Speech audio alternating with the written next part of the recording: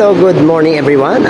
Our task today is gagawa tayo ng escorting.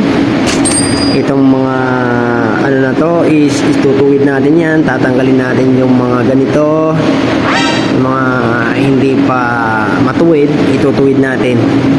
Yan. Lilinisin natin yan para maayos na at makapag ano na tayo sa company natin na tapos na talaga. So that's all. Mamaya matatapos natin yan. Saglit lang yan.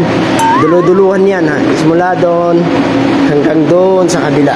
Doon sa pinakadulo na yan gagawin natin. So ingat kayo palagi at huwag kalimutan makipag-engage.